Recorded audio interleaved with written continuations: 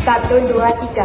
Assalamualaikum warahmatullahi wabarakatuh.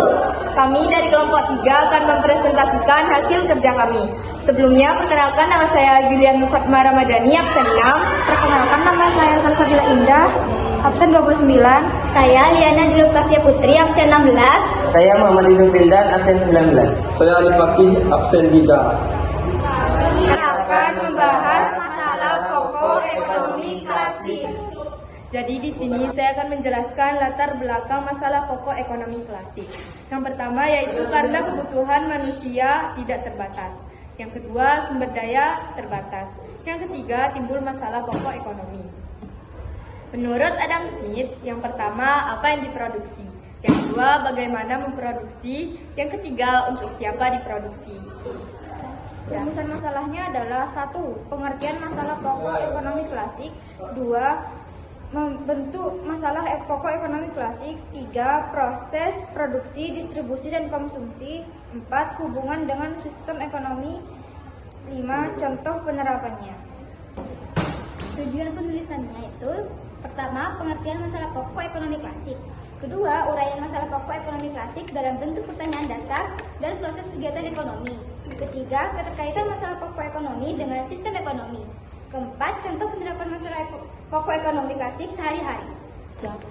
Selanjutnya, bab 2. Yakni masalah pokok ekonomi muncul karena kebutuhan manusia yang tak terbatas, sementara sumber daya yang terbatas. Masalah ini dihadapi semua individu, masyarakat, dan negara, baik negara maju maupun negara berkembang. Negara berkembang berfokus pada peningkatan pendapatan, kesejahteraan, penanggulangan kemiskinan, pengangguran, dan peningkatan ekspor.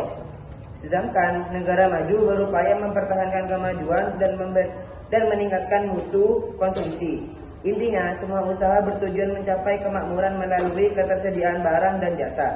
Masalah ekonomi terbagi menjadi klasik,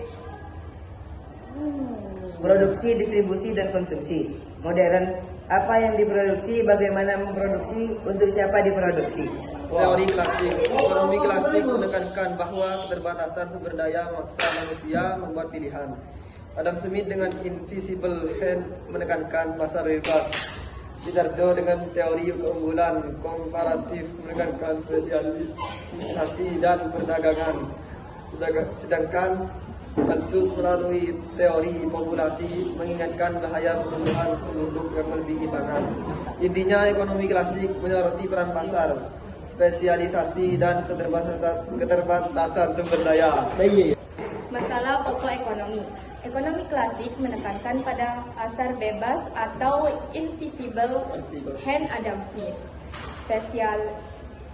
spesialisasi dan perdagangan Ricardo, serta bahaya pertumbuhan penduduk melebihi pangan. Intinya fokus pada pilihan pasar dan keterbatasan sumber daya. Proses ekonomi, produksi menghasilkan barang atau jasa, distribusi konsumen menyalurkan ke konsumen, konsumsi menggunakan barang atau jasa. Contoh kasus pertanian, padi, traktor, konsumsi domestik, teknologi, smartphone, 5G, produksi massal, konsumsi global. Kesimpulan, masalah pokok ekonomi, kebutuhan tak terbatas versus sumber daya terbatas. Dijelaskan lewat pertanyaan dasar dan proses ekonomi. Jawaban berbeda sesuai sistem ekonomi. Saran, pemahaman masalah pokok ekonomi, keputusan ekonomi, tepat, efisien, dan adil. Sekian presentasi dari kami, kurang lebihnya mohon maaf. Wassalamualaikum warahmatullahi wabarakatuh.